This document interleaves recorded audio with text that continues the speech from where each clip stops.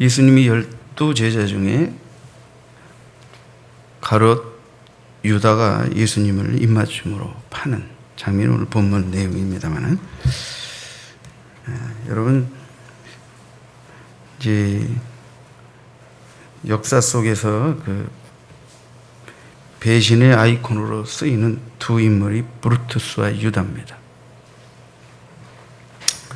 라틴어로 에투 브루테라고 하는 이 말이 있는데, 이 말은 브루투스 노마저라는 뜻입니다. 이 문장은 가이사르가 자신을 암살하려는 브루투스를 향해 던진 말입니다.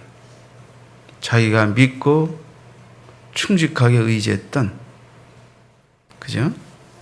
브루투스로부터 결국 배신을 당하고 칼침을 맞게 되는 상황을 이제 연상하면서 뱉은 말이죠. 실제로 이 카이사르가 급박한 상황에서 이처럼 간결하고 시적인 말을 외쳤는지는 알 수 없습니다. 이 말은 오늘날까지 회자되도록 만든 장본인이 여러분도 잘 아는 영국의 문호 윌리엄 셰익스피어입니다. 셰익스피어가 쓴 희곡 줄리어스 시저에서, 이제 이 시저는 카이사르의 영어식 발음입니다. 영어식 발음, 카이사르. 그래서 카이사르는 로마 황제입니다. 그래서 율리어스 시저라는 그 희곡에서, 그죠? 그가 이제 죽게 되는, 좀 그 상황을 조금 요약해드리면, 이제 이 카이사르도 장군 출신으로서 이제 뭐랄까, 쿠데타를 통하여 황제가 되고 이제 좀 더 절대 군주가 되려고 하는 상황에서 원로원들과 로마의 공화정의 원로원들과 충돌을 하게 되고, 이제 이 원로원들이 절대 군주가 되려는 이제 카이사르 이 시저를 그 제거하고자 할 때, 이제 그 아마 그 유명한 브루투스라는 이 군대 장관을 영과 결탁하게 됩니다. 그래서 둘이 서로 이제 암살을 계획하고, 이제 원로원들이 이제 원형 경기장에서 검투사 경기를 벌이는데, 그때 모여 있다가 시저가 그 원형 경기장을 지날 때 이제 아모에 의해서 그들을 이제 이 시저를 납치하게 됩니다. 납치해서 원로원과 이제 그 시저를 암살하려는 장군들이 둘러싸여 23번의 칼침을 맞고, 칼로 쑤시를 맞고 죽게 되는데, 그때 이제 이 시저가 아마 브루투스를 쳤죠. 브루투스. 자기의 충직한 오른팔이라고 생각했던 브루투스. 근데 원로원들 가운데 뒤편에서 딱 보니까 거기 브루투스가 서 있습니다. 그러니까 나를 죽어야 할 자로, 나를 적으로 아는 원로원들이 편에 서서 나를 대적하는, 어떤 의미에서 보면 원로원들이 이 시저를 죽이고 난 이후에 차기 황제로서 세우기를 원하는 브루투스가 거기에 딱 서 있는데, 그러니까 이제 시저가 더 이상은 한가할 수가 없죠. 아, 나는 죽어야 하는 거구나. 그러면서 에투 브루테라고 하는 거예요. 에투 브루테. 이게 지금 내가 연극인이면 좀 더 실감나게, 에투 브루테 그러면서, 응? 브루투스 노마저 칼침 맞고 가는 거예요. 그래서 에투 브루테는 서양 문명에서 친구나 가족과 같은, 그죠? 아주 사랑하고 신뢰하고 믿고 의지해야 할 사람들로부터 배신을 당할 때를 상징하는 말로 이제 쓰인다고 그래요. 말 그대로 이제 배신의, 그죠? 어떤 것을 표현하는 말이죠. 자, 단테의 신곡 지옥편에 보면, 물론 단테는 우리 개신교 입장에서 볼 때 성경적인 그 어떤 신곡이 성경적이다, 100% 성경적이다 이렇게 할 수는 없습니다. 그런 어떤 이제 지옥과 천국과 연옥까지 언급했기 때문에 좀 더 캐톨릭적인 입장에서 이제 그 작품을 쓴 사람이라 이렇게 볼 수 있으니까, 그 내용 자체는 비판의 여지가 있지만, 그냥 그 중에 지옥편에 보면 이 브루투스와 가시우스가 이 브루투스를 도와서 이제 아마 이 시저를 죽인 사람이죠. 이 고기투스라는 감옥에 감금되는 장면을 언급해요. 단테는 지옥의 맨 밑바닥을 통곡의 강이라는 의미로 이 코키투스라고 명명했습니다. 지옥의 9번째 단계인 이곳은, 그죠? 지옥에 이제 10가지 단계의 지옥이 있는데 그 9번째 단계인 이 코키투스, 다시 말하면 통곡의 강이라는 이 지옥은 얼어붙은 강으로서 배신자들이 그 안에 몸을 담그고 목만 얼음 위에 내놓은 채 고통을 당하는 장소다. 그래서 특별히 배신의 죄를 지은 자들이 당하는 형벌을 언급한 지옥편의 9번째 지옥의 그 언급에서 이제 코키투스를 언급하고 있는데요. 이 브루투스와 함께 이 배신의 강에 감금된 자가 바로 이제 브루투스와 예수를 배신한 가룟 유다로 이제 단테는 언급했어요. 물론 이거는 이제 하나의 상상의 작품이기만 합니다만, 자, 이 지옥편에서 단테는 배신이란 사랑과 신뢰를 저버리고 남을 속이는 행위라고 표현했습니다. 어쨌든 이 브루투스와 가룟 유다는 서양 문명에서, 기독교 문명을 바탕으로 한 서양 문명에서 배신의 아이콘으로 쓰여지는 아주 두 인물이다, 이렇게 볼 수가 있습니다. 단테는 또 이 9번째 지옥 코키투스는 4가지로 형성이 되어 있다, 이렇게 표현했어요. 그래서 하나는 가이나, 두 번째는 안테노라, 세 번째는 프톨로메아, 세 번째는 주데카, 이렇게 되어 있는데, 첫째 가이나에는 동생 아벨을 죽인 살인자 가인의 이름을 따온 것이고요. 안테노라는 이제 조국을 배반해 그리스 연합군이 트로이를 파괴하게 만든 트로이 왕자의 이름을 빗대서 만든 것이고요. 프톨로메아는 이제 기원전 2세기 마카비 혁명 당시 자신의 장인 대제사장 시몬 마카베우스를 살해한 여리오 장군 프톨레미의 이름을 딴. 그리고 주데카, 네 번째 주데카는 예수를 배반한 유다의 이름을 따서 주데카라. 그러니까 어쨌든 이 가룟 유다의 이름은 이렇게 단테의 신곡 지옥편의 9번째 지옥, 바로 이 통곡의 강의 4번째 장소 주데카라는 이름으로도 언급이 되고 있는.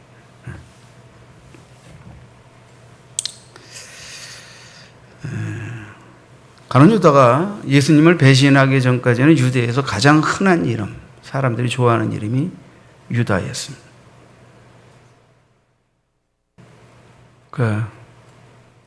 여러분도 이름을 짓죠? 또 자녀들도 이름을 짓고, 요새는 될 수 있으면 남들이 안 지는 이름을 짓기를 원하지만, 그래도 이렇게 우리 자녀들 세대에 보면 가장 흔했던 이름 중에 하나가 지연이에요. 지연이. 그래서 송지연, 이지연, 김지연, 또 지연이 지혜하면 겁한다. 우리 교회도 엄청 많아요. 지연아? 이게 몇 명이 누구를 불렀는데 성 빼고 지연아 그러면 누군지 몰라. 이쪽 저쪽 다 있어. 그래서 우리도 딸 이름을 지을 때 남들이 안 지은 이름을 짓자. 그래서 이제 우리 마집사님이 이제 그때 애들 이름을 몇 개 지어가지고 최종적으로 3개로 압축해서 왔어요. 거기 보면 나온은 우리나라 고어로 즐거운이라는 뜻이에요. 그 다음에 온별, 온솔. 온별은 온통별, 온솔은 온통소나무예요. 3가지를 놓고, 그때는 물론 당연히 온솔이 온별이 태어나지 않았을 때는, 그때 만약에 내가 온솔이나 온별이라는 이름을 우리 딸 이름으로 택했다면 오늘날 우리 마집사님 2 딸의 이름은 온솔이 온별이가 안 됐을 것입니다. 근데 우리 마집사님이 그 가정에 하나님께서 딸을 2 주실 줄 하나님은 아셨겠죠. 저는 잘 몰랐지만 그 2 이름을 양보하고 나온이라고 줬습니다. 나온이라고. 그래서 하나님과 사람을 기쁘고 즐겁게 하는 딸로 커라, 살아라, 그런 의미에서 한국어 즐거운이라는 고어인 나온이라고. 근데 사람들이 다 나온을 몰라가지고 나온인 줄 알아서 나오나 우리 목사님들도 많아 나오나 지금도 나온인 줄 알아. 나온이. 나오나하고 같지 않습니다. 나오니도 아니고 나온입니다. 나온. 근데 요새 이제 드디어 이렇게 보니까 그 이름이 이제 이름으로 쓰는 사람들이 생겼다고 그래요. 근데 하여튼 우리 나온이 때는 저녁이 없었어요. 여러분, 어떤 사람을 좋아하고 그 이름이 좋으면 그 이름이 많이 쓰여요. 그리고 유다는 유다 지파에서 메시아가 오고 이스라엘 백성들의 왕통 메시아가 오시는 혈통이다. 유다 지파입니다. 그러니까 유다는 이스라엘에게서는 아주 흔한 이름이고 좋은 이름이에요. 좋아하는 이름. 근데 가룟 유다가 예수님을 배신함으로 인해 그다음부터 사람들이 별로 짓기 싫어하는 이름이 됐어요. 그래서 그때부터 이스라엘 땅에서 가장 시세 없는 이름이 되어버린 게 유다입니다. 유다. 응? 자, 어쨌든 가룟 유다는 12제자 중에 한 명이었는데 성경은 유다가 예수를 제자들과 가진 마지막 식사 전에 은 30에 사내들인 지도자들에게 팔아넘긴 제자로 이제 기록하고 있습니다. 자, 그러면 조금 이해를 돕는, 조금 넘어가 주십시오. 생략하고 조금 넘겨주세요. 자막 좀. 이해를 돕기 위한 본문 조금 더 올려주세요.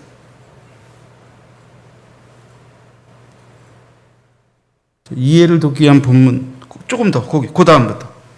오케이? 여기서부터 보시죠. 오늘 이제 가룟 유다에 대해서 여러분들에게 이해를 돕기 위해서 예수님이 마지막 십자가에 달리시기 일주일 전부터 쭉 가룟 유다에 대해서 가룟 유다가 행한 일에 대한 흔적을 여러분들에게 좀 언급해 드리겠습니다. 자, 예수님이 A.T. 로버트슨이라는 분이 이제 사복음 대조서라는 책을 썼어요. 그래서 우리가 마태, 마가, 누가, 요한복음은 이제 사복음서라고 말하는데 비슷한 내용이 마태, 마가, 누가, 요한에 이렇게 언급되어 있고 어떨 땐 있는 곳이 있고 없는 곳이 있고 어떨 땐 세 책, 어떨 땐 네 책에 이렇게 언급이 되어 있죠. 그리고 그것이 시간 배열상 이제 어려우니까 이 A.T. 로버트슨이 이제 시간 배열을 따라서 마태, 마가, 누가, 요한복음을 이렇게 사건별로 배열을 했어요. 그래서 이렇게 쫙 이제 전개를 시키는 그 내용을 여러분들에게 이제 제가 언급해 드리는데, 자, 첫 번째, 그 A.T. 로버트슨의 141항 제목이 뭐냐면 이제 그날이 이제 예수님이 십자가에 못 박히신 금요일 전, 목, 수, 화요일이에요. 화요일 저녁에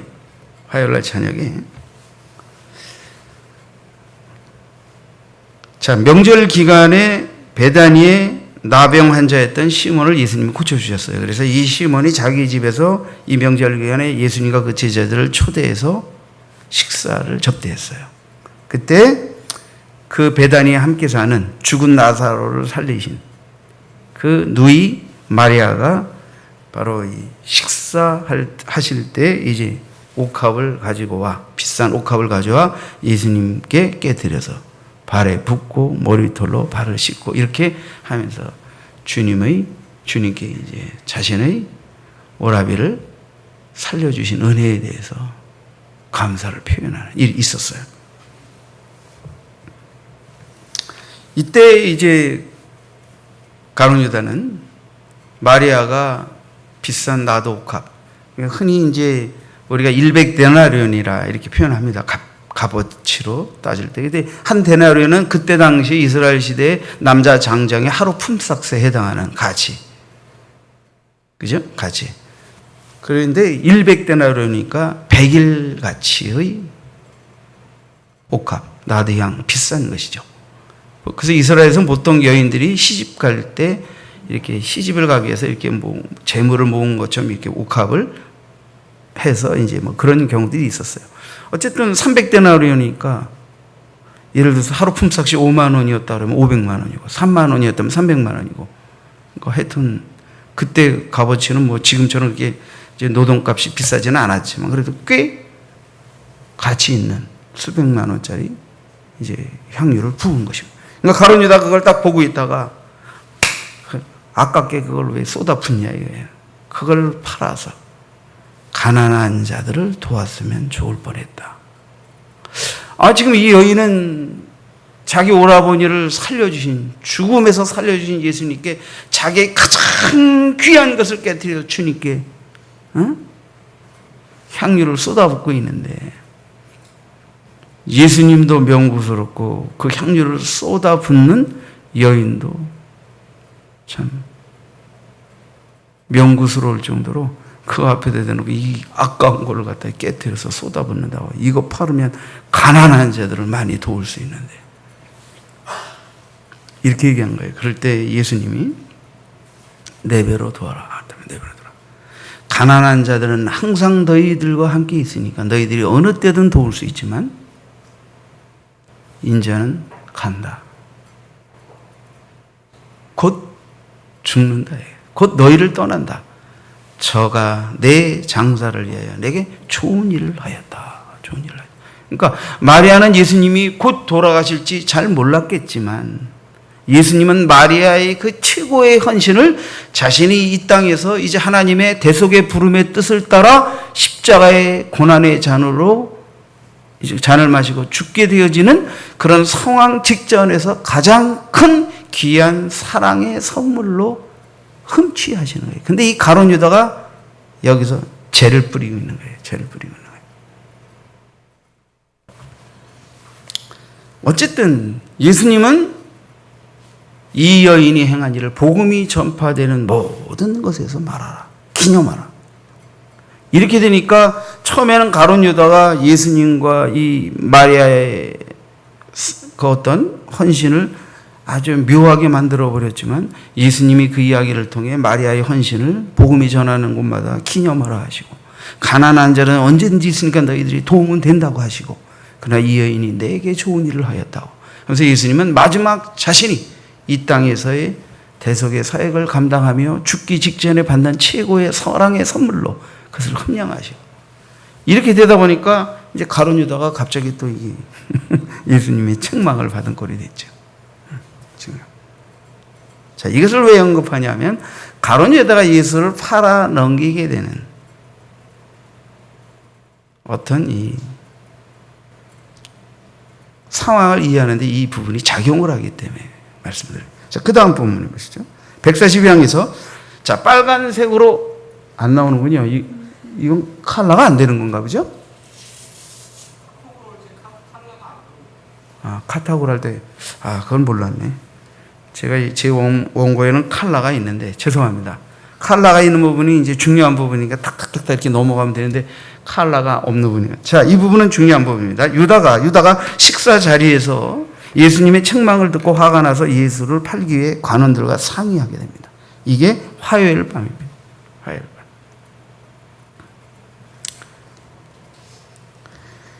누가복음 22장 3절에 보면, 조금 밑으로 내려가서 누가복음 22장 3절에 보면, 열둘 중에 하나인 가롯인이라 부르는 유다에게 사탄이 들어가니. 사탄이 들어가니.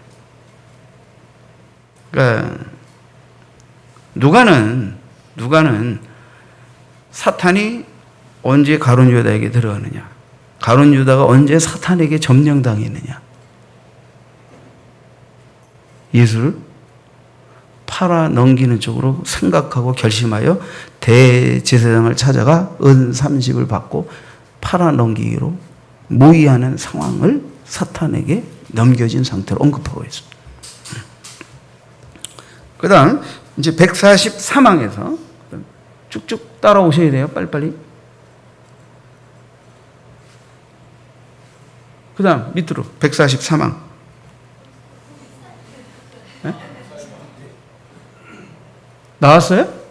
내가 안 보이는구나. 이제 그냥 잘 하실 줄 믿고 그냥 갈게요.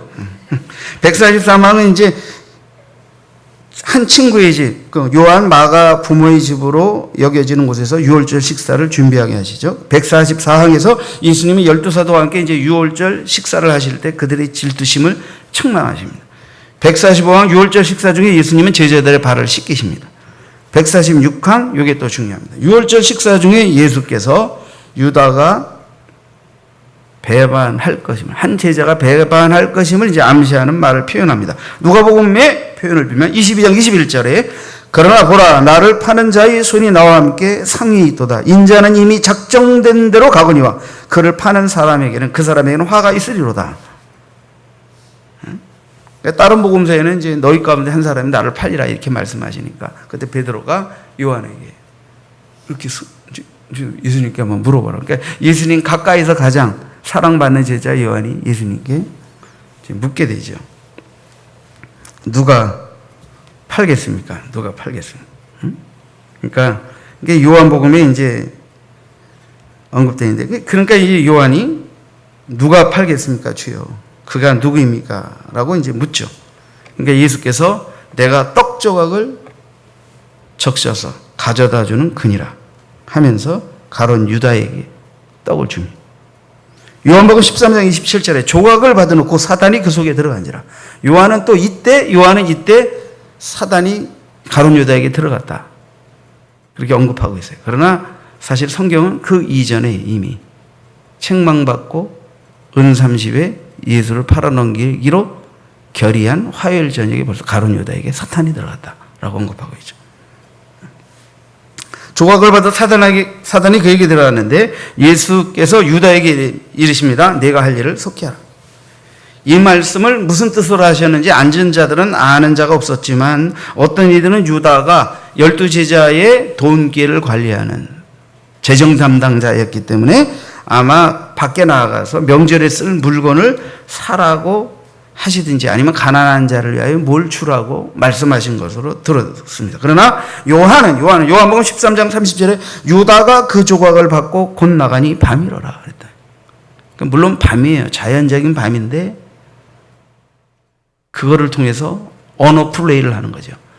가룟 유다에게는 이제 사탄이 그를 지배하게 되는 영적 밤에 사탄이 종자가 되어 활동하는 사람이 되어버렸다는 걸 은의적으로 그렇게 이제 표현한 것이죠. 응? 유다가 그 조각을 받고 곧 나가니 밤이라라. 여러분, 우리가 어떤 것을 결심하고 어떤 것을 말하고 어떤 것을 행동할 때 밤이더라 이러면 이게 문제가 심각해지는 것입니다. 응? 여러분, 앞으로 신앙생활하면서 적어도 우리는 하나님의 자녀가 되었으니까 사단의 유혹에 넘어가 내가 어떤 것을 생각하고 계획하고 결심하고 무의하고 행할 때 그것이 밤이다 하는 상황이 되면 안 됩니다. 사탄에게 조종당하는 상황이 되는 거죠. 147항 유다가 떠나가면 유다가 이제 뭘 사러 나가는 것처럼 제자들은 알아서 이제 나가는 상황에서 예수님은 제자들이 자기를 버릴 것을 예고합니다. 그러니까 가룟 유다는 아예 사단에게 점령당하여 마귀의 종자 노릇을 하지만 다른 제자들에게도 사탄의 치열한 공격이 있다. 그래서 그걸로 인하여 너희들이 시험에 빠지고 넘어지게 될 것을 예고하시죠. 그러니까 제자들이 다 우리는 충성할 것입니다. 뭐 죽는 데까지 가겠습니다. 베드로는 장담하면서 이제 맹세하죠. 다른 사람은 다 버려도 저는 주를 안 버릴 것입니다. 이렇게. 148항에 예수님은 떡을 떼시며 내가 너희를 위하여 깨뜨리는 내 몸이고 포도주 잔을 나누면서 이것은 너희를 위하여 흘리는 나의 피다라는 것을 말씀하시면서 바로 이 주의 만찬의 의식을 제정하시죠. 인자가 올 때까지 이것을 기념하라. 그래서 우리는 떡과 잔을 나누며 우리를 위해 몸을 깨뜨리시고 우리를 위해 아낌없이 피를 흘려주신 예수님의 대속의 희생을 기리게 되는 거예요. 근데 이때 이미 가룟 유다는 이 현장이 없었다. 149항은 다락방에서 제자들에게 이제 작별의 말씀을 하시고 150항은 겟세마네로 가는 도중에 말씀하시고 그래서 요한복음 14, 15, 16, 17장 이것은 이제 예수님의 마지막 제자들에게 하신 고벌 설교와 또 17장은 이제 하나님께 드린 마지막 제자들을 위한 중재 기도 이렇게 언급이 되어 있습니다. 여러분들이 요한복음을 그냥 막 읽으면 이제 어디인지 모르지만 이렇게 제가 요약해드리는 152항에 예수님이 이제 겟세마네로 가서 오랫동안 번민하며 기도하시죠. 그럴 때 여러분들이 잘 아는 대로 이제 1시 동안 너 날 위하여 기도할 수 없느냐고 제자들에게 날 위해 기도하라고. 그래서 또 가서 깨우고 기도하고 또 가서 기도. 그렇게 세 번째는 이제 됐다. 때가 됐도다. 인자를 팔자가 이제 오는 거죠. 예수님이 잡힐 때를 아시는 거죠. 응? 예수님은 그 겟세마네 동산에서 기도하시면서 할 만하시거든 이 잔을 내게서 옮겨 주시옵소서. 그러나 나의 원대로 마옵시고 아버지의 원대로 되길 원합니다. 그래서 성경은 예수님이 흘리는 땀방울이 핏방울처럼 떨어졌다. 그러니까 예수님이 지상에서 드린 기도 가운데 가장 절절한 기도가 이 겟세마네 기도였다는 걸 성경은 암시하고 기록하고 있습니다. 아마 이때 예수님은 제자들이 사탄의 공격을 받아 예수님을 부인하게 되고 넘어지게 되지만 그들이 돌이키게 되고 다시 일어서게 되고 그걸 위해서 기도하셨겠죠. 154망에 이것도 중요합니다. 자, 예수께서 가룟 유다에 의해 팔리고 체포되고 버림받으시는데, 자, 겟세마네 기도가 끝나고 예수님이 이제 때가 된 것을 아시죠? 때가 돼 이제 일어나 가자. 때가 되었다는 걸 아시죠? 그때 이제 누가복음 22장 47절 오늘 본문입니다. 한 무리가 오는데 12 중에 하나인 유다가 제일 앞장서서 옵니다. 그리고 예수께 입을 맞추려고 가까이 옵니다. 예수께 이르시되 예수께서 유다야 내가 입맞춤으로 인자를 파느냐. 가룟 유다는 예수께 입을 맞춥니다. 근데 예수님은 가룟 유다에게 내가 입맞춤으로 나를 파느냐라고 하십니다. 성경은 기록이 되어 있지 않지만 가룟 유다는 그때 오줌을 쌌을지도 모릅니다. 얼마나 뜨끔했겠어요. 네가 입맞춤으로 나를 파느냐.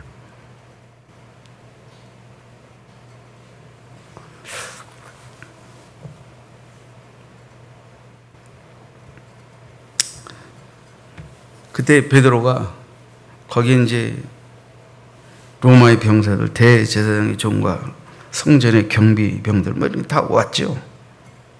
그때 이제 베드로가 칼로 대제사장의 종인 말고의 귀를 갖다 베버렸어요. 그런 거 보니까 베드로도 칼을 꽤나 잘 썼던 것 같아요. 물론 검투사는 아닙니다. 베드로는 어부입니다. 근데 워낙 고기에 목을 따고 배를 가르고 비늘을 다듬고 이 칼을 오래 써서 그러는지 성경에 보면 베드로가 무슨 검투사였다는 건 없는데 이때 하여튼 베드로는 뭔가 늘 예수님께 위기가 다가올지도 모른다는 걸 생각하여 아마 칼을 준비했던 것 같아요. 칼로 쫙 해서 말고의 귀를 베버렸어요. 귀가 딱 떨어졌는데 예수님은 그 귀를 다시 들고 이게 아마 예수님이 마지막 지상을 떠나시기 전에 행한 돌아가시기 전에 행한 이적 중에 하나일 거죠. 말고의 귀를 다시 제자리로 붙여주셨어요. 성경에 그렇게 기록이 되어 있어요. 그러면서 예수님은 칼을 쓰는 자는 칼로 망한다고. 그래서 너희는 날 강도를 잡는 것처럼 검과 몽치로 나왔느냐. 내가 성전에 있을 때 너희가 나에게 손을 대지 못했는데 그러나 이제는 너희 때의 어둠이 권세로다.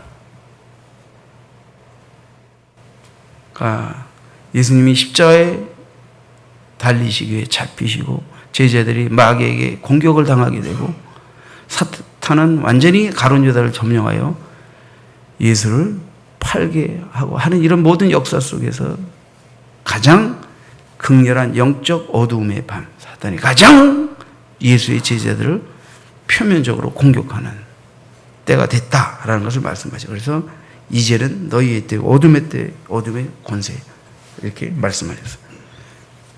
자, 이제 154항은 예수님이 이제 먼저 전 대제사장의 안나스에게 신문을 받으시고 155항엔 가야바와 사내들인에서 신문을 받으시고 이때가 예수님이 이제 목요일 밤에 이제 겟세마네 동산에서 이제 우리나라 시간으로 금요일 새벽이 되겠죠.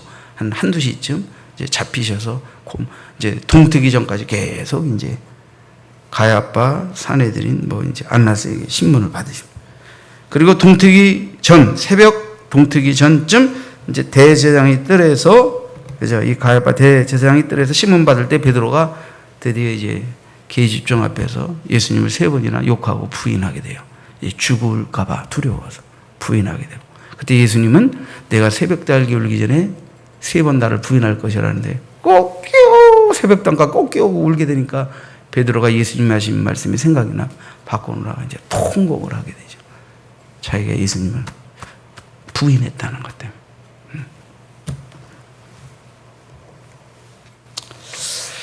날이 밝으로 예수님은 산헤드린에서 이제 공식적인, 산헤드린은 이제 유대 이제 공식적인 의회죠. 거기서 이제 유죄 판결을 받게 돼요. 158항의 마지막 부분인데요.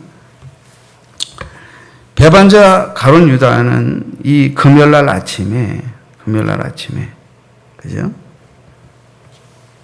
자, 마태복음 27장 3절에 보니까 이제 예수님은 잡혀서 정죄되고 빌라도, 최종적으로 유대는 로마의 속국이었기 때문에 로마의 총독인 빌라도에 의해서 결재가 나지 않는 한 예수님이 십자가형에 청할 수가 없어요. 그래서 이제 대장과 군중들이 이제 뒤에서 압력을 넣어서 이제 빌라도에게 예수를 십자가형에 내어주도록 결정하라고 압력을 넣게 하기 위해서 이제 빌라도에게로 보내게 되는 상황에서 27장 3절에 그때에 예수를 판 유다가 그의 정죄됨을 보고 스스로 뉘우쳐 그 은 30을 대제사장들과 장로들에게 도로 갖다 주며 이르되 내가 무지한 피를 팔고 죄를 범하였도다니.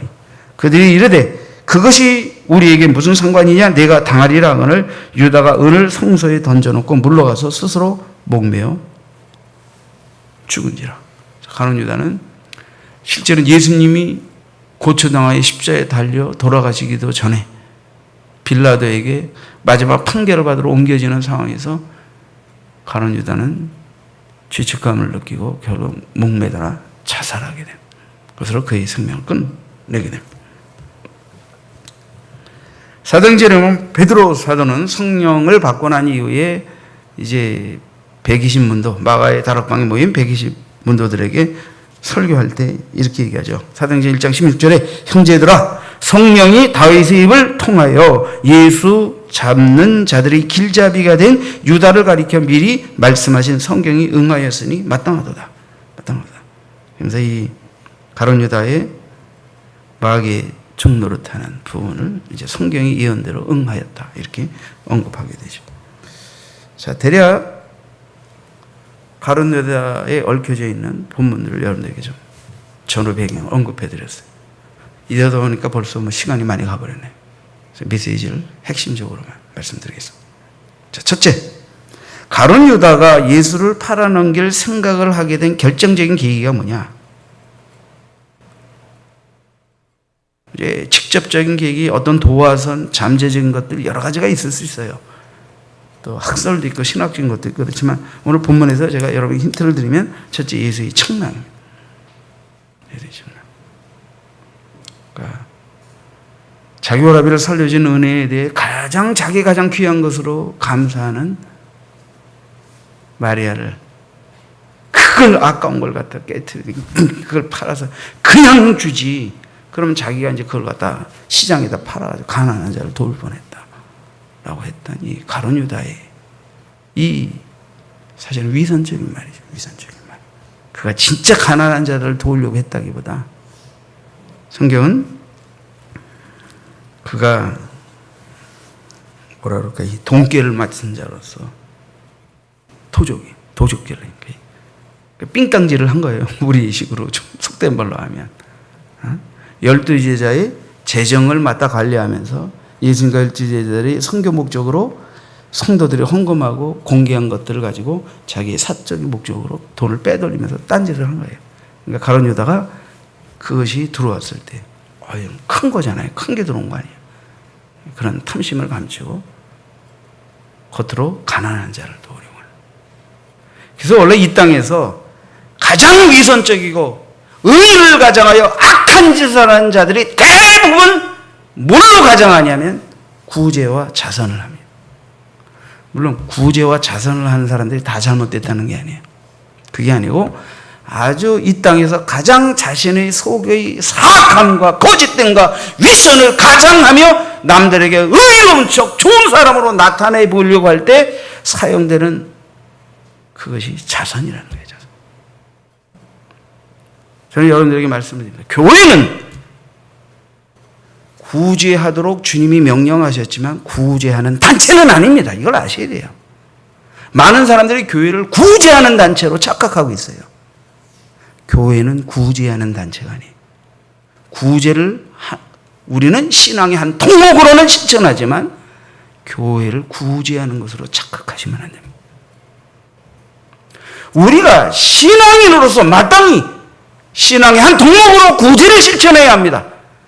그러나 구제 자체가 여러분의 인생의 목적이 되서는 안 돼요. 신앙은 구제하기 위한 것을 위해서 있는 것은 아니에요. 그것은 한 부분입니다. 아셔야 됩니다. 응?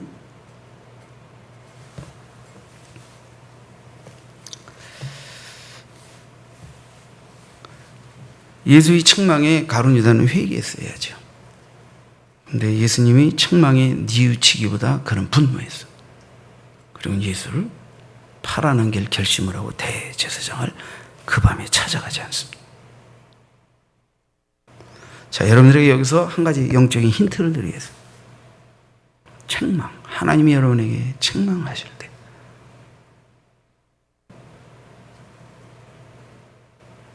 성경은 징계가 없다면 버리운 자여 사생자라고 성경은 이야기하고 있어요. 히브리서 12장 다 아시죠? 하나님은 사랑하는 자를 격려하시고 사랑하시고 용서하시고 이뻐하시지만 그러나 그들이 곁길 가고 잘못하고 사단의 유혹을 받고 뭔가 문제가 있을 때는 경고하시며 책망하시며 왜? 그들의 영혼을 올바로 인도하셔야 되기 때문에. 그리고 그런 책망이 목회자의 말씀을 통하여 여러분에게도 하나님이 던지실 때가 있어요. 그때 그 책망에 분노하시면 안 됩니다. 나를 기분 나쁘게 했다고 생각하고 내 영혼의 모습보다 내 고집과 내가 옳다고 생각하는 것을 부정하는 하나님의 말씀에 어떤 이 몽둥이를 성질로 화로 확 들이받으면서 탁 거역하는 순간 어떻게 되고 그때 사탄이 여러분을 탁 점령합니다. 위험한 것입니다. 이것이. 그죠? 자, 하나님 앞에 목회자의 양심을 걸고 여러분에게 말씀을 드립니다만 목회자가 말씀으로 여러분을 때로 책망할 때 그럼 목회자가 구원받고 부름받아서 영혼을 섬기라고 하나님 앞에 사명받은 종이 여러분을 책망해서 자빠지고 사탄에게 넘기고 여러분을 갖다 저주하려고 책망하겠습니까? 하나님.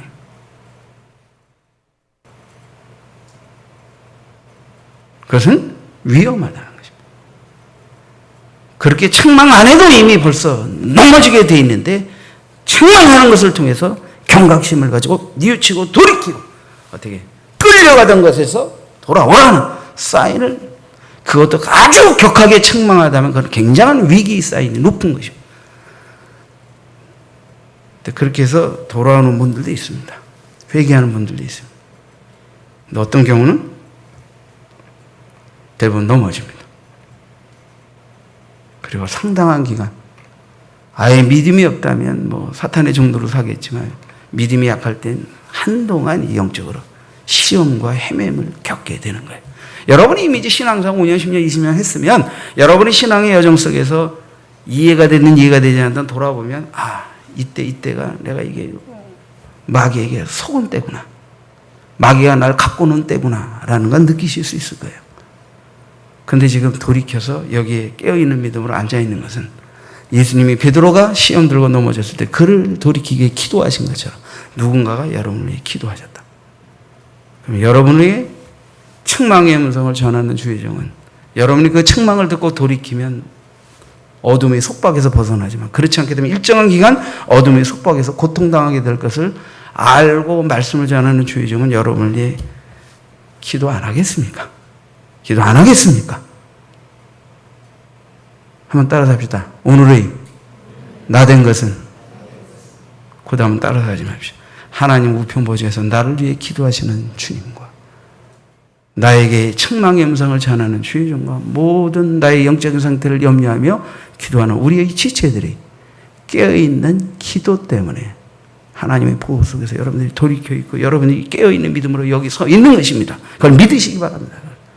이제는 그것을 이해할 때가 온 거예요. 이해할 때가.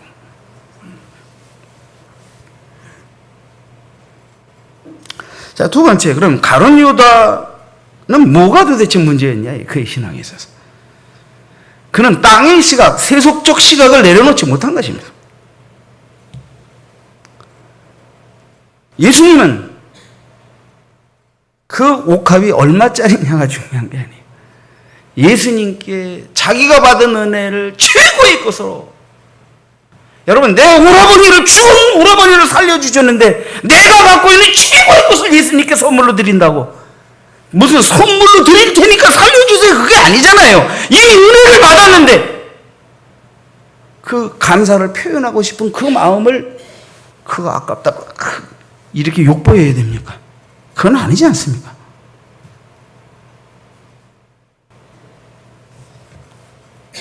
그럼 도대체 가룟 유다는 왜 그렇게 행동했을까요? 그 속에 있는 탐심, 세속적인 것, 그죠? 땅의 시각, 하나님의 구원의 행위와 그 하나님의 구원에 감사하는 그 영적인 고백과 아름다운 헌신을 이쁘게 보지 못하는 땅의 시각, 돈에 매인 시각, 탐심에 매인 그의 육신적 시각을 그가 깨뜨리지 못한 거예요. 그러니까 정말 영적으로 아름다운 것을 아름답게 보지 못하는 거예요. 여러분, 우리가 은혜 받기 전에는 교회 나가는 것들이, 저도 그랬어요. 목사 되기 전에. 그냥 솔직하게 고백할게요. 저도 예수 믿기 전에 저도, 제가 이렇게 얘기하면 아주 기분 좋고 후련하게 들으실 분들도 계실지 모르겠지만, 저도 예수 믿기 전에 교회 나가는 것들, 이게 예수 믿기 전에 생각이 나요. 교회 나가는 것들은 아주 의지가 박약하고 아주 등신들만 교회 나가는 줄 알았어요. 무슨 열심히 살아도 무슨 어려운데 뭘 가가지고 교회 나가가지고 기도하면서 울고 짜고 자빠졌어. 예수 믿기 전에 얘기합니다. 예수 믿기 전에. 그래서 저는 아직 교회 나가는 것들 보면 아주 그냥, 내가 그랬다니까 예수 믿기 전에. 근데 내가 목사가 됐어요. 그러니까 그때는 교회 나가서 기도하고 울고 짜고 이런 것도 꼴보기 싫었는데 거기다 헌금을 하고 뭐 교회 일을, 얼마나 미웠겠어요. 우리가 믿음이 없을 때 그러는 건 이해가 가죠. 예수님의 제자로 3년 동안 예수님을 따르며 예수님의 가르침을 다 듣고 했는데도 불구하고 여전히 예수님이 왜 오셨는지, 뭘 하시는지, 뭘 기뻐해야 되는지 역적으로 닫혀 있는 거예요, 가룟 유다는. 그리고는 땅의 시각으로, 세속적 시각으로 예수님을 비판하고 그 은혜의 고백을 비판하는 모습을 보십시오. 여러분, 제가 교회 다니기 전에 제일 꼴불견 중에 하나는, 이제 어때가다 처음에 이제 인도받아서 교회 처음 나왔어요. 그래가지고 한번 이제 교회가 뭐 하는 곳인가 해서 아침에 주일학교 9시에 이제 왔어요. 그랬더니 주일학교라는데 거기에 젊은, 그때 선생님 중에 하나가 고대 국문과 다니는 선생님이 하나 있었어요. 청년이. 그때 나 고등학교 2학년 때인데 이렇게 막 율동을 하면서 막 무용을 하면서 아이들 앞에서 막 하더라고요. 그래서 뒤에 앉아가지고, 이거 자식 참 남자 새끼가 돼가지고 공부 뚝적 차고서, 죄송합니다. 참 할 짓이 없어가지고 앞에서 이게 뭔 짓 하는 거냐고 아유 마땅치가 않더라고. 이해되세요? 그게 이제 교회 조금 나왔을 때예요. 이해가 안 돼서, 그럼 남자 새끼가 앞에 나가지고 뭐 이렇게 뭐 율동을 하고 애들하고 뭐 이게 찡얼찡얼한데 당체 뭐 이렇게 그랬어요. 얼마 뒤에 나도 그렇게 됐어요. 얼마 뒤에 나도 그렇게 했어요.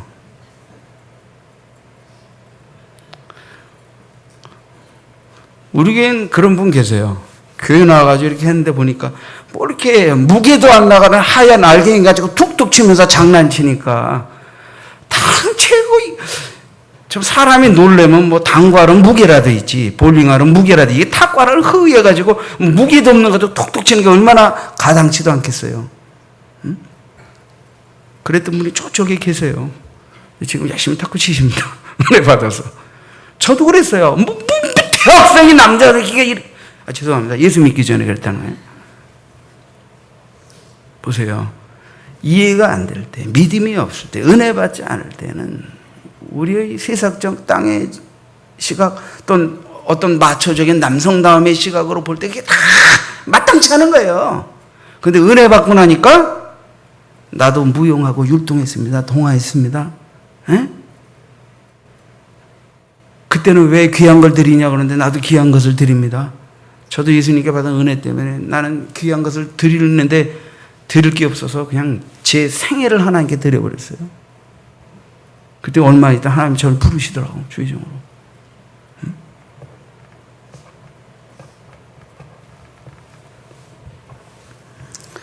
이외에도 가룟 유다는 이제 정치적인, 경제적인, 세속적 메시아관을 극복하지 못한 거죠. 이건 가룟 유다뿐 아니라 예수님을 죽이고 대적하는 모든 이스라엘의 무리들이 다 그렇게 했던 것이죠.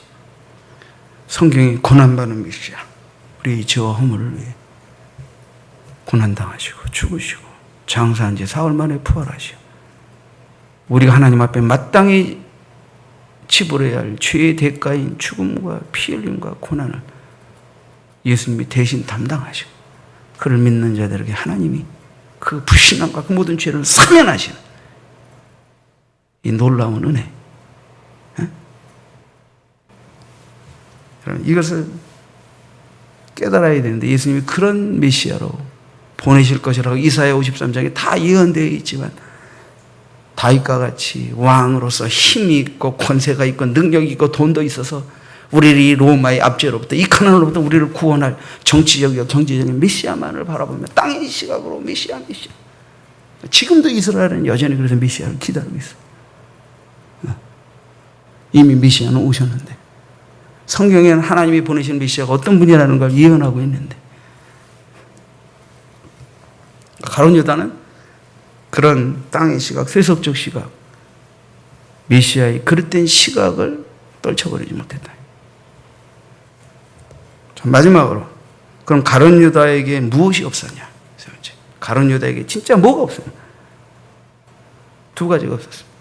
첫째는 가룟 유다는 예수님의 12제자 중에 한 사람으로서 예수님과 함께 3년 동안 동고동락하며 전도 생활을 하고 특히 재정 담당자로서 회계 책임자로서 봉사하면서도 그는 주님 앞에 자기 성찰적 고백이 없었어요. 그분이 하나님이 보내신 메시아, 하나님의 아들, 구세주가 맞다는 그 주님 앞에, 그 무릎 앞에, 그 하나님의 실존 앞에 나는 죄인입니다. 나는 죄인입니다. 자기 성찰적 고백이 없었어요.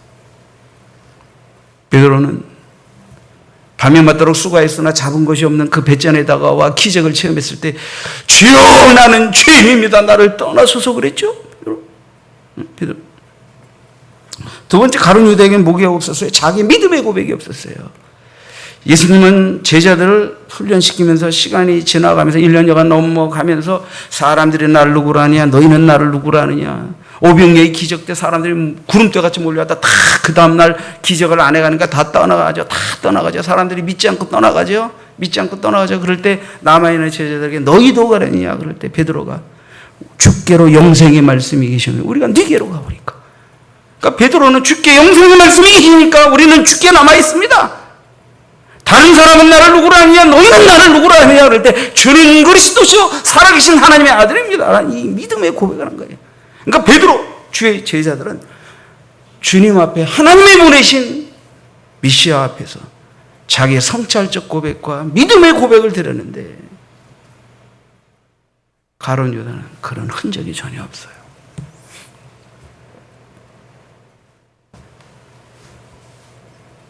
자, 말씀을 맺겠습니다. 여러분에게 예수 그리스도는 누구십니까? 내 뜻대로, 내 욕구대로, 땅의 시각으로, 왜곡된 메시아관으로 내가 원하는 대로 하나님이 되어볼래, 주가 되어볼래, 구세주가 되어볼래, 진짜 하나님의 아들인 것을 증명해볼래 이렇게 하다가 멸망하시겠습니다. 회개하라고, 돌이키라고. 우리의 어리석음을, 고집을, 완악함을 책망하실 때 성질내고 화내면서 곁길로 돌아가 주를 떠나갈 때 밤이고 사탄이 그 속에 들어가 사탄이 종로로 떠나. 물론 우리는 그러한 모든 길에서 벗어나 하나님의 광명의 의의 자녀로 부름받은 줄 믿습니다. 여러분, 우리는 베드로처럼 예수 그리스도를 통한 하나님의 구원의 사랑 앞에서 자기의 성찰적 고백, 나는 죄인입니다. 내가 마땅히 하나님 앞에 받아야 할 이 심판과 저주를 주님이 대신 담당하셨습니다. 그 독생자에게 담당시키셨습니다. 하나님 고맙습니다. 예수님은